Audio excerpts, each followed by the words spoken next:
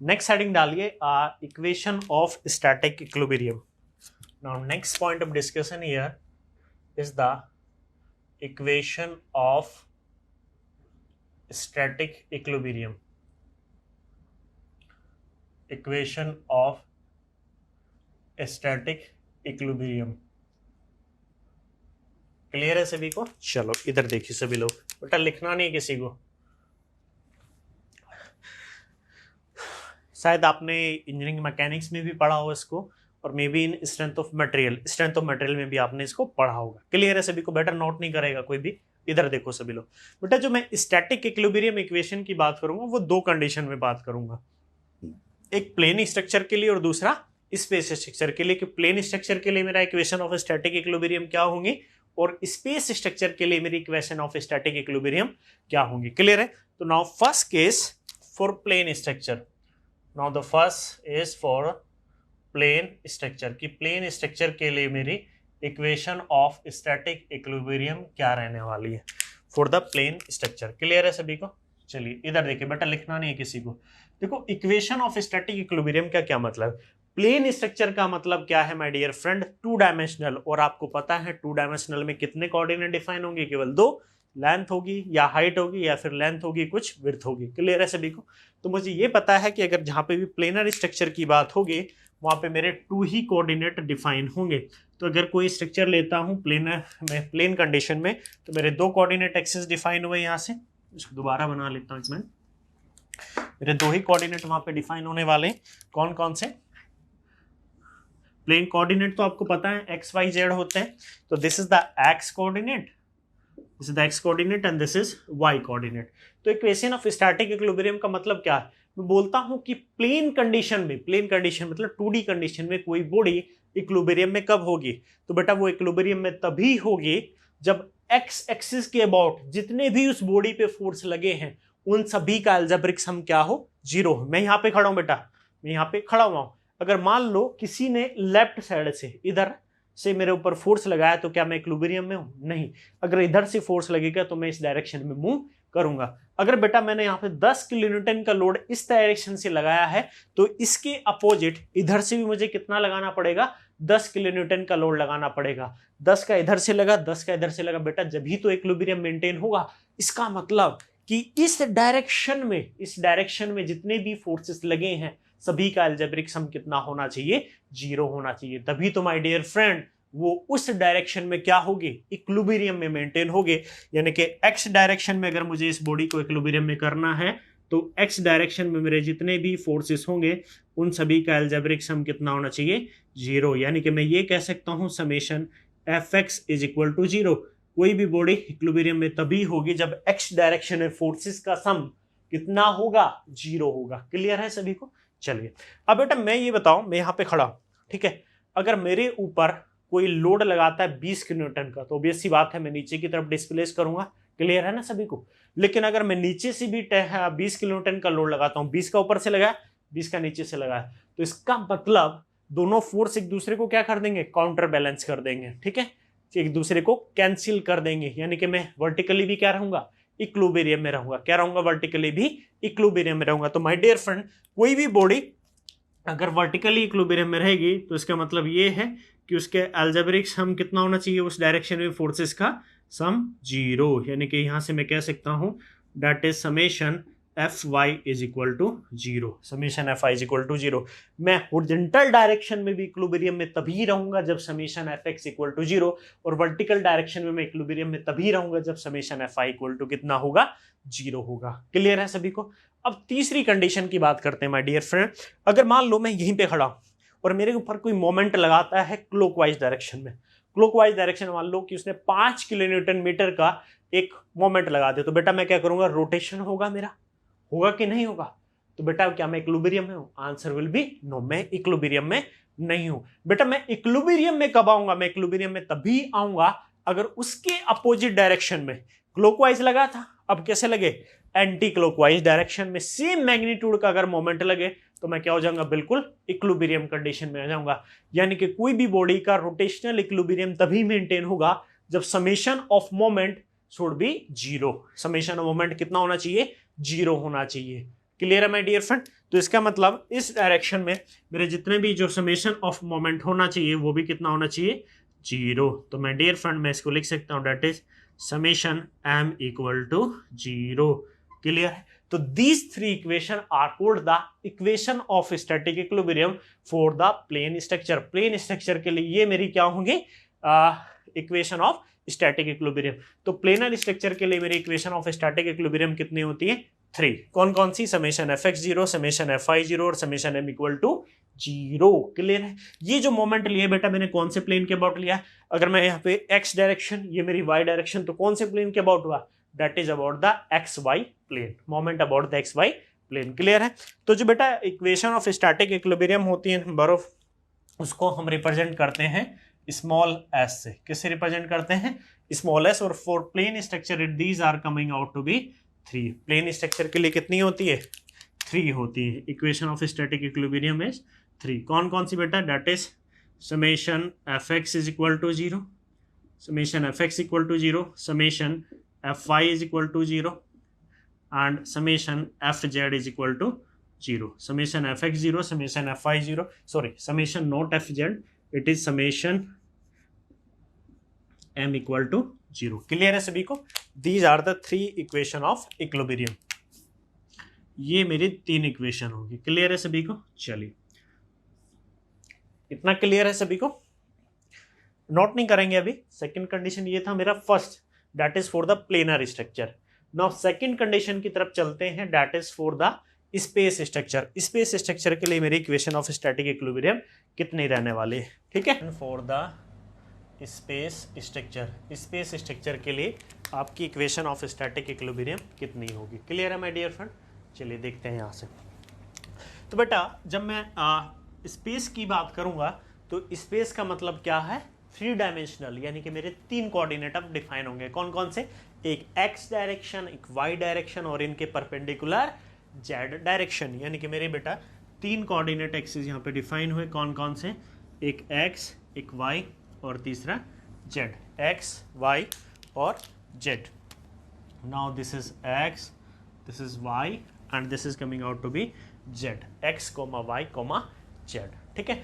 Same condition बेटा, x direction में equilibrium तभी मेंटेन होगा जब x डायरेक्शन में सभी फोर्सेस का सम क्या हो, 0 हो। सम भी बेटा अलजेब्रिक सम, अलजेब्रिक्स की जहां पे वर्ड यूज होगा वहां पे क्या आएगा, प्लस और माइनस दोनों में कंसीडर करूंगा। क्लियर है सभी को? यानी कि ये बॉडी, कोई भी बॉडी x डायरेक्शन में इक्विलिब्रियम में तभी होगी जब x डायरेक्शन में सभी फोर्सेस का सम कितना हो, 0 हो। तो यानी कि मैं कह सकता हूं that is summation fx is equal to 0। Clear? दूसरी डायरेक्शन है मेरी y डायरेक्शन। तो y डायरेक्शन में कोई बॉडी इक्विलिब्रियम में तभी होगी जब y डायरेक्शन में भी फोर्सेस का सम कितना होगा, 0, जैसा मैंने अभी डिस्कस किया था थोड़ी देर पहले। Now summation fy is equal to 0। Now it is summation fy is equal to how much, 0। Third direction है मेरी, तीसरी डायरेक्शन है मेरी z डायरेक्शन। तो बेटा z डायरेक्शन में भी कोई भी बॉडी इक्विलिब्रियम में कब होगी, जब उस डायरेक्शन में मेरे सभी फोर्सेस का सम क्या हो, अलजेब्रिक सम 0। तो now you can say z direction में सभी फोर्सेस का सम, यानी कि that is summation fz is equal to how much, 0। Summation fz equal to 0।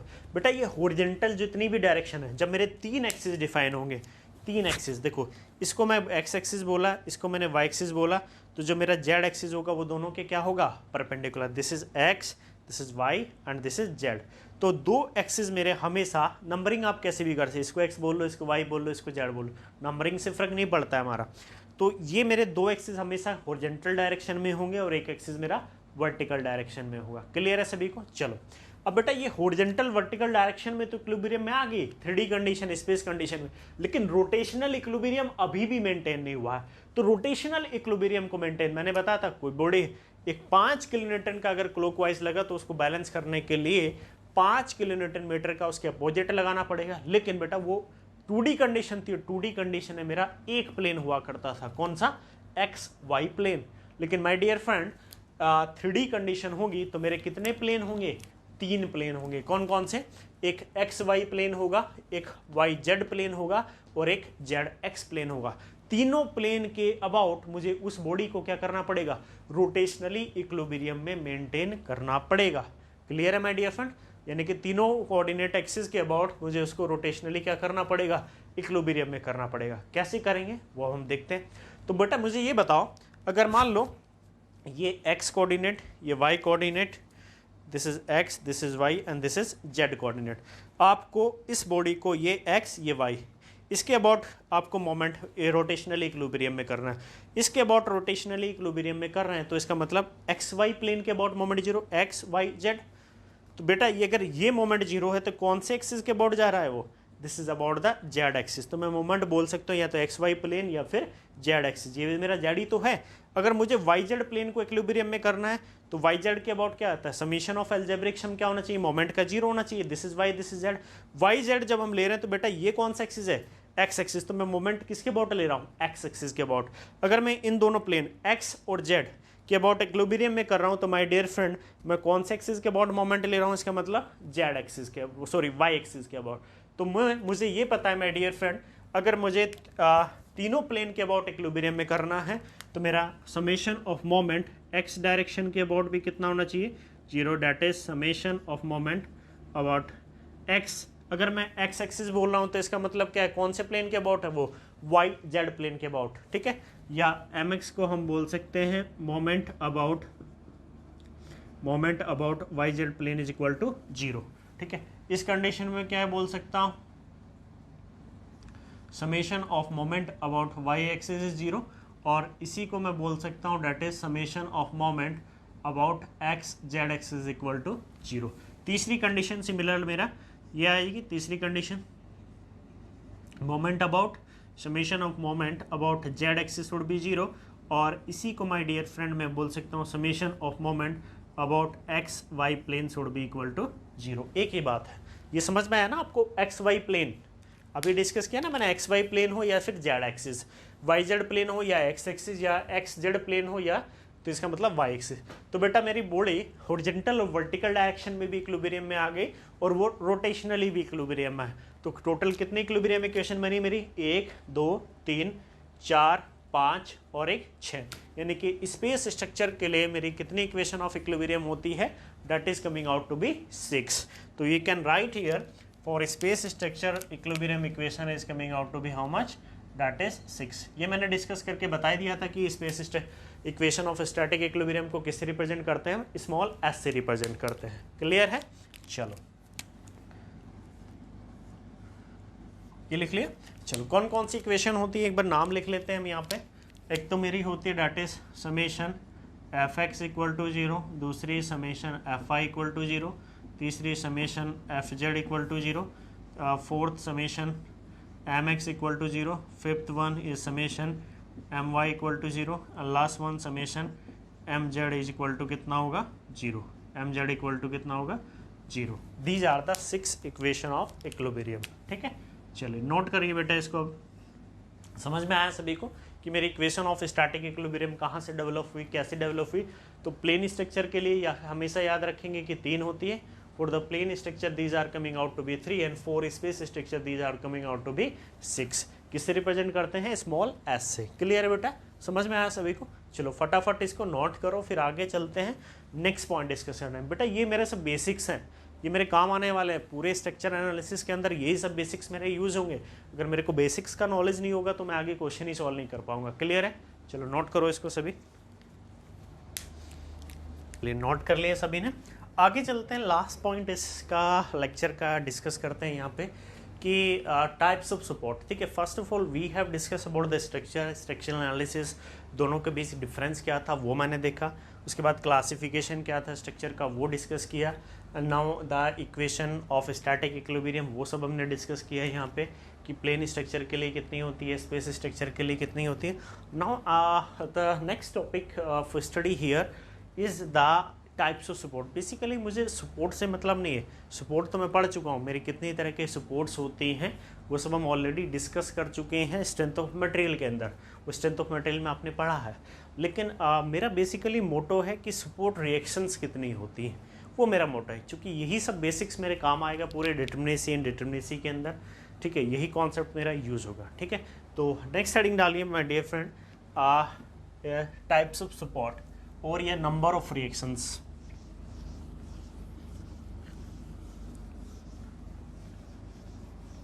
ये नोट कर लिया ना आप लोगों ने सभी ने?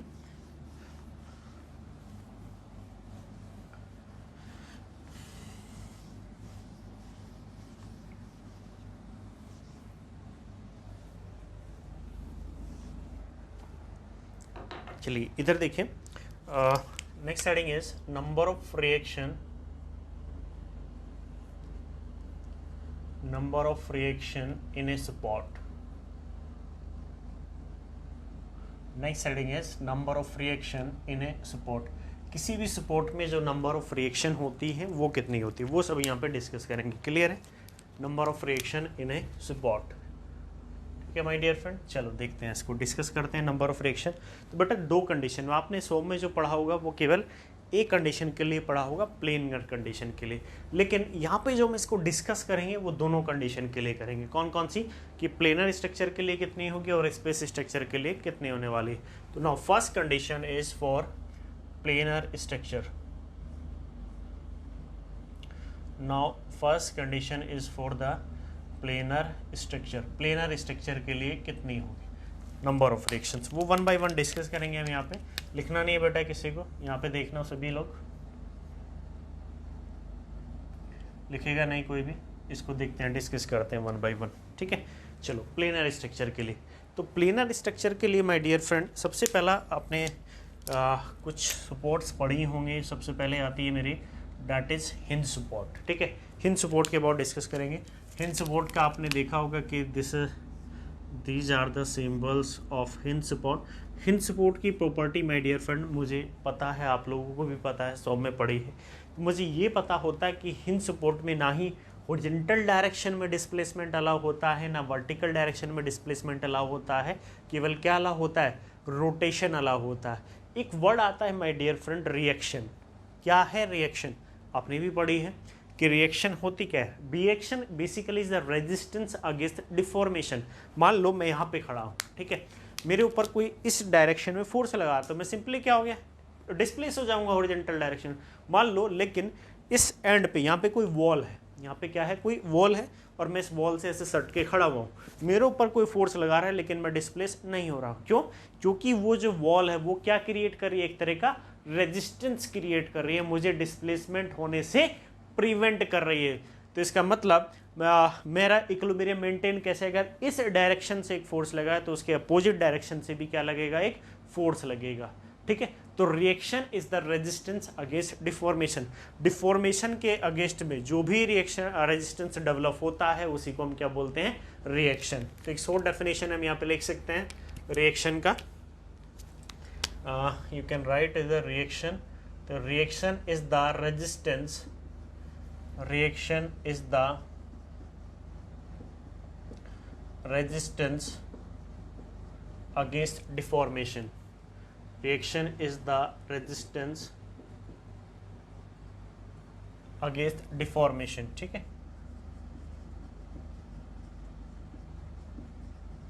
क्लियर है माय डियर फ्रेंड? चलिए इधर देखिए, अब मुझे पता है कि जो मेरी हिंज सपोर्ट होती है, this is the first support, नाम लिख लेते हैं यहाँ पे, that is hinge support. First one is hinge support. ठीक है, चलिए माय डियर फ्रेंड, मुझे ये पता है कि हिंज सपोर्ट में ना हॉरिजॉन्टल डायरेक्शन में मेरा मोमेंट अलाउ है, ना वर्टिकल डायरेक्शन में डिस्प्लेसमेंट अलाउ है, केवल रोटेशन अलाउ है। तो मुझे ये बताओ, जब हॉरिजॉन्टल डायरेक्शन में डिस्प्लेसमेंट अलाउ नहीं है, इसका मतलब इसको कोई ना कोई क्या प्रोवाइड कर रहा है? रेजिस्टेंस प्रोवाइड कर रहा है, तभी तो डिस्प्लेसमेंट अलाउ नहीं है। तो इसका मतलब इस पे एक हॉरिजॉन्टल डायरेक्शन में भी मेरा एक रिएक्शन डेवलप होती है, एक हॉरिजॉन्टल डायरेक्शन में, और ना ही इस पे वर्टिकल डायरेक्शन में डिस्प्लेसमेंट अलाउ है। इसका मतलब ये हुआ कि इसको वर्टिकल डायरेक्शन में भी कोई कर रहा है, कोई रिस्ट्रेन कर रहा है। इसको वर्टिकल डायरेक्शन में भी क्या कर रहा है? कोई रिस्ट्रेन कर रहा है। क्लियर है माय डियर फ्रेंड? इसका मतलब मेरे, लेकिन रोटेशन अलाउ है। रोटेशन तभी तो अलाउ होगा जब उसको कोई रिस्ट्रेन नहीं करेगा। इसका मतलब इसमें कोई रोटेशन, कोई मोमेंट डेवलप नहीं होगा। एक हॉरिजॉन्टल रिएक्शन मेरी डेवलप होगी यहाँ पे, एक मेरी हॉरिजॉन्टल रिएक्शन डेवलप हो गई और एक मेरी वर्टिकल रिएक्शन डेवलप हो गई। तो इसका मतलब ये हुआ माय डियर फ्रेंड कि जो मेरी नंबर ऑफ रिएक्शन होंगी इस हिंज सपोर्ट के लिए that is coming out to be 2। जो मेरी सपोर्ट रिएक्शंस होती है, नंबर ऑफ सपोर्ट रिएक्शन, उसको हम रिप्रेजेंट करते हैं स्मॉल आर से। किसे रिप्रेजेंट करेंगे? Small r. तो हिंज सपोर्ट के लिए मेरी नंबर ऑफ सपोर्ट रिएक्शन कितनी होती है? That is coming out to be how much? That is 2। कौन कौन सी होती है? एक हॉरिजॉन्टल होती है और एक वर्टिकल। एक हॉरिजॉन्टल और एक वर्टिकल। क्लियर है सभी को? चलो देख लिए। नाउ सेकंड केस ये आ गया मेरा हिंज सपोर्ट। दूसरी कंडीशन आती है मेरी, that is for the roller support. Roller support आपने देखी भी होगी। Now second condition is for roller support. Second condition for the roller support. ठीक है, चलिए रोलर सपोर्ट के लिए देखते हैं कि number of reaction. Roller support का आपने सिंबल्स देखे होंगे कि ये सपोर्ट भी मेरी रोलर सपोर्ट का सिंबल होता है और रोलर सपोर्ट को कहीं कहीं आप लोग इस तरह से भी रिप्रेजेंट कर देते हैं। क्लियर है? रोलर सपोर्ट को ऐसे भी रिप्रेजेंट करते हो, रोलर सपोर्ट को ऐसे भी रिप्रेजेंट करते हो। क्लियर है? अब रोलर सपोर्ट की माय डियर फ्रेंड अगर मैं बात करूं तो मेरा हॉरिजॉन्टल डायरेक्शन में डिस्प्लेसमेंट अलाउ है। इसका मतलब अगर हॉरिजॉन्टल डायरेक्शन में डिस्प्लेसमेंट अलाउ है तो उसको कोई क्या कर रहा है? रिस्ट्रेन नहीं कर रहा हॉरिजॉन्टल डायरेक्शन में। तो क्या हॉरिजॉन्टल डायरेक्शन में रिएक्शन डेवलप होगी? Answer will be no. उसमें कोई हॉरिजॉन्टल डायरेक्शन में रिएक्शन डेवलप नहीं होगी। लेकिन वर्टिकल डायरेक्शन में उस पर डिस्प्लेसमेंट अलाउ नहीं होता। इसका मतलब अलाउ नहीं है तो इसका मतलब कोई ना कोई रिस्ट्रेन कर रहा है, तो इसका मतलब उसमें वर्टिकल डायरेक्शन में मेरी कोई रिएक्शन डेवलप होगी। वर्टिकल डायरेक्शन में मेरी कोई ना कोई रिएक्शन डेवलप होगी। और माय डियर फ्रेंड मुझे ये भी पता है कि रोलर सपोर्ट की कंडीशन में उस पर रोटेशन भी अलाउ होता है। जब रोटेशन अलाउ होगा तो मुझे ये बताओ कि क्या उसको रोटेशन इन द रोटेशनल की डायरेक्शन में क्या कोई मोमेंट डेवलप होगा? क्योंकि रोटेशन तो अलाउ है, इसका मतलब उस रोटेशन को कोई रिस्ट्रेन नहीं कर रहा है। जब रोटेशन को रिस्ट्रेन नहीं करेगा तो कोई मोमेंट भी डेवलप नहीं होगा। इसका मतलब जो मेरी नंबर ऑफ रिएक्शन डेवलप होती है रोलर सपोर्ट की कंडीशन में, that is coming out to be R is equal to how much? That is 1। Clear है? कितनी डेवलप होगी? एक रिएक्शन डेवलप होगी, वो भी कौन सी? That is only in the vertical direction. Clear है माय डियर फ्रेंड? सभी को क्लियर है? चलो हिंज सपोर्ट देखा हमने, रोलर सपोर्ट देख लिया। इसमें 1 होती है, इसमें 2 होती है। याद रखने ये आपके स्टैटिक इंडिटरमिनेसी में यही सब काम आने वाला है वहाँ पे। क्लियर है? इसमें 2 हुई, इसमें 1। नाउ थर्ड चलते हैं। तीसरे होता है, ये तो आपने पढ़ा होगा सॉम में, लेकिन थर्ड शायद आपने ना पढ़ा हो। Third support is that is guided roller support. Now third support is guided roller support. Third support is guided roller support और guided roller support को ही हम बोलते हैं स्लाइडर। guided roller support का एक दूसरा नाम क्या है my dear friend? that is slider. Slider भी इसी को बोलते हैं। ठीक है, स्ट्रक्चर में आपने काफ़ी यूज़ देखे होंगे, शायद कुछ बच्चों ने तो देखा ही होगा, नहीं देखा तो इधर देखिए। ठीक है, तो जो गाइडेड रोलर सपोर्ट होती है बेटा, बेसिकली वो भी 2 तरह की होती है। एक होती है हॉरिजॉन्टल गाइडेड रोलर सपोर्ट और दूसरी होती है vertical guided roller support. Now first one is of horizontal guided roller support and second one is of vertical guided roller support. जो मेरी हॉरिजॉन्टल गाइडेड रोलर सपोर्ट होती है, that will be like this and the vertical guided roller support will be like this। ये मेरी vertical guided roller support होते हैं। This is the horizontal guided roller support और this is the vertical guided roller support। horizontal guided roller support या horizontal slider, इसको बोलते हैं vertical slider। ये बेटा जो स्लाइडर होता है, it is kind of fix support. ये एक तरह की फिक्स सपोर्ट ही होती है, लेकिन उसमें एक डायरेक्शन में मेरा मोमेंट अलाउ होता है। कैसे कि जैसे अगर हॉरिजॉन्टल गाइडेड रोलर सपोर्ट बोल रहा हूँ तो इसका मतलब हॉरिजॉन्टल डायरेक्शन में मोमेंट अलाउ है। जब हॉरिजॉन्टल डायरेक्शन में मोमेंट अलाउ है तो क्या हॉरिजॉन्टल डायरेक्शन में रिएक्शन डेवलप होगी? Answer will be no. लेकिन ना वर्टिकल डायरेक्शन मोमेंट अलाउ है और ना ही रोटेशन अलाउ है। जब वर्टिकल डायरेक्शन में अलाउ नहीं होगा तो यानी कि एक रिएक्शन मेरी किस डायरेक्शन में डेवलप होगी? वर्टिकल डायरेक्शन में। क्लियर है? एक वर्टिकल डायरेक्शन में डेवलप होगी। एक माय डियर फ्रेंड, ना ही इस पे रोटेशन अलाउ होता है लाइक फिक्स सपोर्ट, तो इसका मतलब यहाँ पे भी एक मोमेंट रिएक्शन भी डेवलप होगी। क्लियर है? तो नंबर ऑफ फ्रिक्शंस कितनी आ गई इस कंडीशन में? Now the number of friction is coming out to be 2। Horizontal guided roller support के केस में नंबर ऑफ रिएक्शंस कितनी आ गई मेरी? 2। कौन कौन सी रिएक्शंस आ गई? That is coming out to be vertical and a moment, vertical and a moment. This is the, यहाँ लिख सकते हैं हॉरिजॉन्टल स्लाइडर, ठीक है, या हॉरिजॉन्टल गाइडेड रोलर सपोर्ट, ठीक है। And this is the vertical slider, and this is the vertical slider और vertical guided roller support. Clear है? तो जो वर्टिकल स्लाइडर होते हैं, वर्टिकल गाइडेड रोलर सपोर्ट होती है माय डियर फ्रेंड, उसमें वर्टिकल डायरेक्शन में मेरा क्या होता है? डिस्प्लेसमेंट अलाउ होता है। जब वर्टिकल डायरेक्शन में डिस्प्लेसमेंट अलाउ होगा तो माय डियर फ्रेंड मुझे ये बताओ, क्या वर्टिकल डायरेक्शन में कोई रिएक्शन डेवलप होगी? Answer will be no. क्यों? क्योंकि reaction is the resistance against deformation. Deformation के अगेंस्ट में जो भी रेजिस्टेंस डेवलप हो रहा है उसी को हम क्या बोलते हैं? रिएक्शन बोलते हैं। क्लियर है सभी? तो ये इसमें ना एक तो हॉरिजॉन्टल डायरेक्शन में डेवलप हो जाएगी। हॉरिजॉन्टल में क्यों? क्योंकि मेरा मोमेंट रिस्ट्रिक्टेड है हॉरिजॉन्टल डायरेक्शन में, और एक मेरी मोमेंट रिएक्शन डेवलप हो जाएगी। क्लियर है? तो नंबर ऑफ रिएक्शन कितनी होती है इस कंडीशन में भी? 2 ही होती हैं, लेकिन कौन कौन सी? एक हॉरिजॉन्टल और एक मोमेंट। क्लियर है सभी को? चलो इसको नोट कर सकते हैं। इससे पहले मुझे फिक्स सपोर्ट का डिस्कशन करना था, वो नहीं बताया, चलिए बता देते हैं फिक्स सपोर्ट के बारे में। नाउ फोर्थ हेडिंग डाल लीजिए यहाँ पे। Now fourth is that is fix support. Now fourth heading is coming out to be that is fix support. Fix support के बारे में डिस्कशन करते हैं यहाँ पे। तो my dear friend, fix support आपने देखी होगी। The symbol of the fix support will be like this. इस तरह का होता है फिक्स सपोर्ट का सिंबल। फिक्स सपोर्ट का मतलब क्या है? मान लो ये आपका कोई बीम है, ठीक है, ये आपका कोई बीम था। इस बीम को सिंपली आपने वॉल में क्या कर दिया? फिक्स कर दिया। तो ये जो वॉल है इस बीम के लिए कैसे का काम करेगी? फिक्स सपोर्ट का काम करेगी। फिक्स सपोर्ट का मतलब है ना ही वो हॉरिजॉन्टल डायरेक्शन मूव कर सकता है, ना वर्टिकल डायरेक्शन मूव कर सकता है, और ना ही रोटेशनली मूव कर सकता है। यानी कि वो तीनों डायरेक्शन में क्या है? रिस्ट्रेंड है। जब वो तीनों डायरेक्शन में रिस्ट्रेंड होगा तो इसका मतलब क्या है? तीनों डायरेक्शन में उस पर रिएक्शन डेवलप होगी। इसका मतलब तीनों डायरेक्शन में उस पर रिएक्शन डेवलप हो रही है। उस पर वर्टिकल डायरेक्शन में भी रिएक्शन डेवलप होगी, उस पर हॉरिजॉन्टल डायरेक्शन में भी रिएक्शन डेवलप होगी, और उस पर रोटेशनली भी यानी कि एक मोमेंट रिएक्शन डेवलप होगी। तभी क्या है? तीनों डायरेक्शन में वो रिस्ट्रेंड है। This is vertical direction, this is horizontal direction. इसका मतलब माय डियर फ्रेंड ये हुआ कि जो फिक्स सपोर्ट होते हैं, फिक्स सपोर्ट के लिए नंबर ऑफ रिएक्शंस कितनी होती हैं? That is coming out to be 3। कितनी होती है? 3। कौन कौन सी? एक हॉरिजॉन्टल रिएक्शन, एक वर्टिकल रिएक्शन और एक मोमेंट रिएक्शन। एक हॉरिजॉन्टल और एक वर्टिकल और एक मोमेंट रिएक्शन। क्लियर है सभी को? तो ये जो माय डियर फ्रेंड ये सपोर्ट थी, these are for the planar condition. Planar structure के लिए कितनी होती है? क्लियर है? जल्दी से नोट करो, इसके बाद चलते हैं स्पेस स्ट्रक्चर के लिए कितनी होती है। नोट कीजिए जल्दी।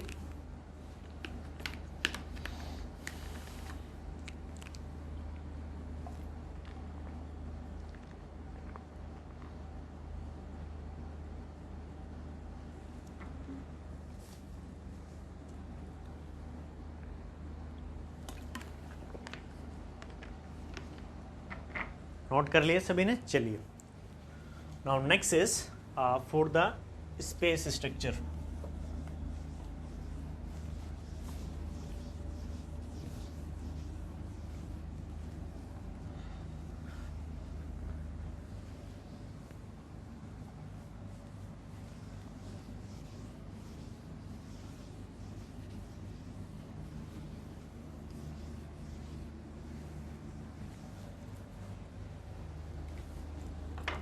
Now next point of discussion here is for space structure. Space structure के लिए मेरी कितनी होती है वो डिस्कस करेंगे यहाँ पे। नोट नहीं करना बेटा किसी को भी यहाँ से।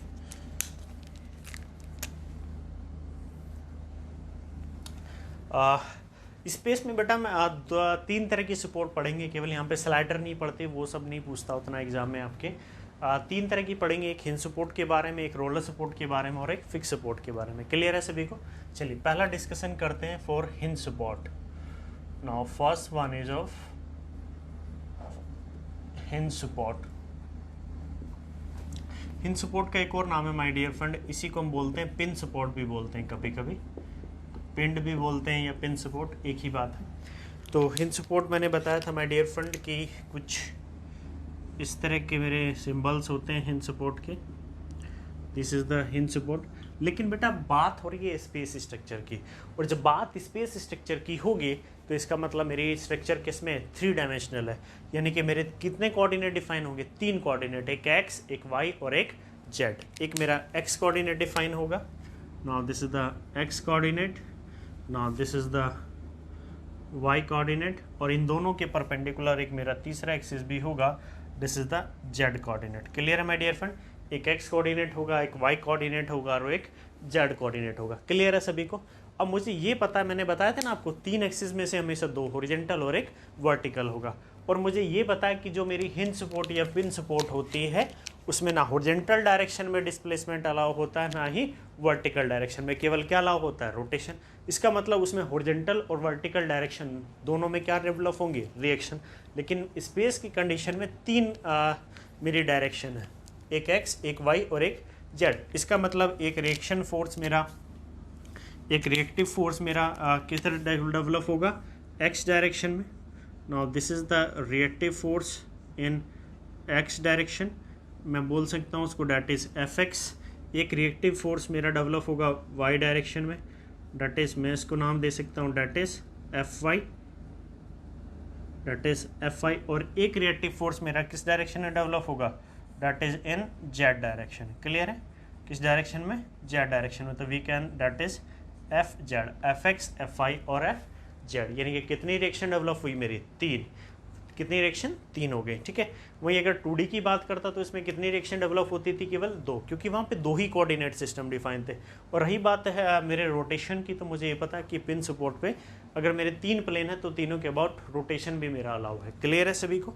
तो इसका मतलब number of reactions for the hinge या pin support, it is coming out to be R से रिप्रेजेंट करते हैं, that is coming out to be how much, that is 3। Clear है माय डियर फ्रेंड सभी को। कौन कौन सी, एक हॉरिजॉन्ट, एक मैं कह सकता हूँ इस डायरेक्शन में F x, F y and F z. Clear है सभी को। चलो इतना याद रखना है। अब नेक्स्ट सपोर्ट आती है मेरी, पहली थी मेरी हिंज सपोर्ट या pin support, now the second one is of roller support. Second one is of roller support. ठीक है, चलो इधर देखते हैं माय डियर फ्रेंड। तो रोलर सपोर्ट का सिंबल माय डियर फ्रेंड मैंने कुछ ये बताया था आपको, this is the symbol of roller support. या तो मैं ऐसे रिप्रेजेंट कर सकता हूँ और या फिर मैं ऐसे रिप्रेजेंट कर सकता हूँ। क्लियर है। रोलर सपोर्ट का मैंने बताया था कि वो हॉरिजॉन्टल डायरेक्शन में ही मूव कर सकती है और उस पर रोटेशन भी अलाउ होता है। जब वो हॉरिजॉन्टल डायरेक्शन मूव करेगी तो माय डियर फ्रेंड मुझे ये बताओ, हॉरिजॉन्टल डायरेक्शन में मेरे कितने एक्सिस थे, 2 एक्सिस, यानी कि 2 एक्सिस के अबाउट वो अभी भी उसमें डिस्प्लेसमेंट हो सकता है। जब 2 एक्सिस के अबाउट उसमें डिस्प्लेसमेंट हो सकता है, क्या उन दोनों एक्सिस के अबाउट कोई रिएक्शन डेवलप होगी? आंसर विल बी नो, क्योंकि 2 एक्सिस मेरे क्या रहते थे, मैंने बताया था ना आपको कि मेरे 3 एक्सिस हैं, this is the first, second and third.